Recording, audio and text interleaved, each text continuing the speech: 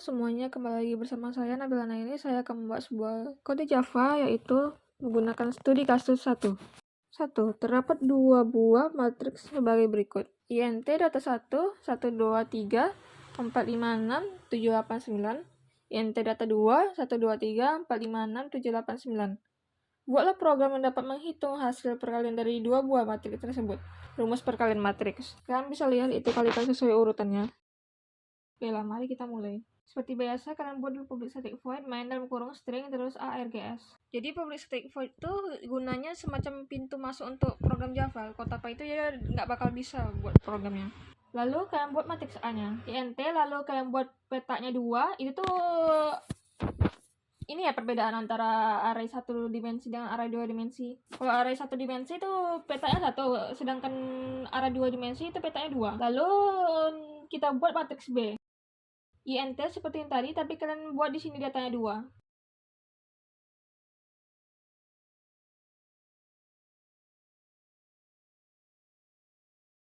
Lalu kalian buat INT pakai array 2 dimensi, lalu hasil sama dengan new INT pakai 3. Jadi intinya di kiri itu kayak baris, lalu yang di kanan tuh kayak kolom. Lalu kalian buat program for-nya di dalam kurung INT i sama dengan 0, lalu i lebih kecil dari 3, lalu apa incrementnya juga dibuat. Lalu for int j sama dengan 0, lalu j lebih kecil dari 3 sama dengan lalu kalian buat incrementnya. Yang i untuk baris, yang j untuk kolom. Lalu kalian buat for int k sama dengan 0, lalu k lebih kecil dari 3, lalu kalian buat incrementnya. Lalu hasil i j tambah sama dengan data 1 ik, lalu kali data 2 kj. K itu untuk mengali yang dijumlahkan intinya. Lalu kalian buat di luar for itu sistem outprint hasil perkalian matriks. Lalu kalian buat lagi program for-nya, int i sama dengan 0, lalu i lebih kecil dari 3, lalu incrementnya, lalu kalian buat di nested for-nya, int j sama dengan 0, lalu j lebih kecil dari 3, incrementnya jangan lupa.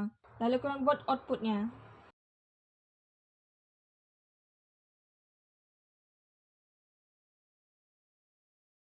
Lalu kalian run.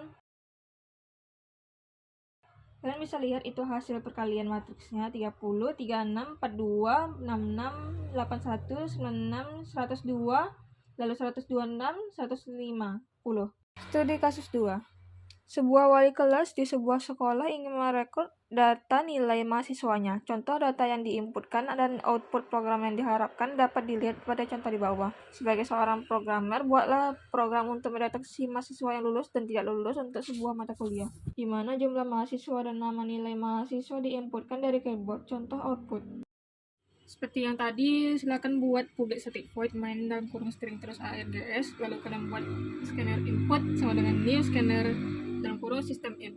Jangan lupa kalian buat import java.util scanner. Lalu di bawah scanner input tuh kalian buat sistem outprint, masukkan jumlah mahasiswa. Lalu kalian buat deklarasinya int n sama dengan input next in. Itu untuk memasukkan nilai n. Input titik next line. Itu tuh gunanya untuk buat mengambil input berupa satu baris teks string dari keyboard. Lalu kalian buat string terus array 2 dimensi, lalu data sama dengan new string dalam kurung n, lalu ada 2. Jadi yang untuk bagian n tuh namanya, untuk bagian 2 tuh nilai.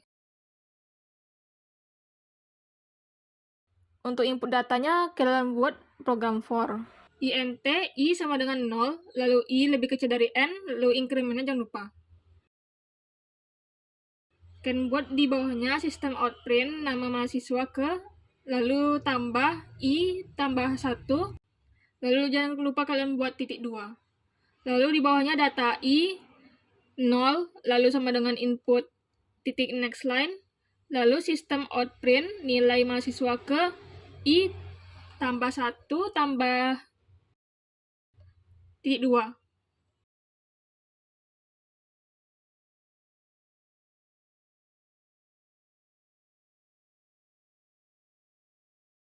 Lalu data i1 sama dengan input next titik line.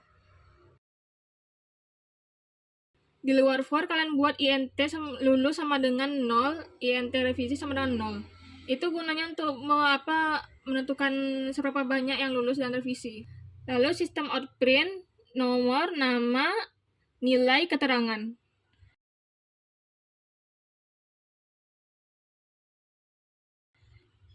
Lalu di bawahnya kalian buat bagi program for. int i sama dengan 0, i lebih kecil dari n, incrementnya jangan lupa. int nilai sama dengan integer persen data i 1. Lalu string keterangan. Lalu di bawahnya kalian buat if. Program if. If nilai lebih besar sama dengan 55, kalian buat keterangannya sama dengan lulus. Terus kalian buat increment lulusnya. Lalu di selain itu kalian buat keterangan sama dengan tidak lulus. Lalu kalian buat increment revisinya.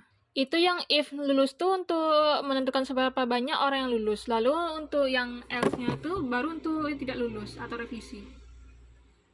Lalu di bawahnya kalian buat sistem outprint i tambah 1 tambah ya itulah apa simbolnya, lupa aku nama. Terus t. Lalu tambah data i lalu 0 tambah. Jadi ya gunanya tanda mereng T itu untuk tab atau jarak seperti tombol tab di keyboard lah. Jadi dipakai buat merapikan output atau bikin kolom sejajar dengan tabel kelihatan rapi. Jadi ya gitulah untuk mempercantik aja ya. Lalu kalian buat itu nilai tambah ya tanda mereng terus T, lalu kalian buat tambah keterangan. Lalu di luar itu kalian buat sistem outprint jumlah mahasiswa yang lulus sama dengan tambah lulus. Untuk menampilkan yang lulus, lalu untuk menampilkan yang tidak lulus kalian buat situ jumlah mahasiswa yang revisi, tambah revisi.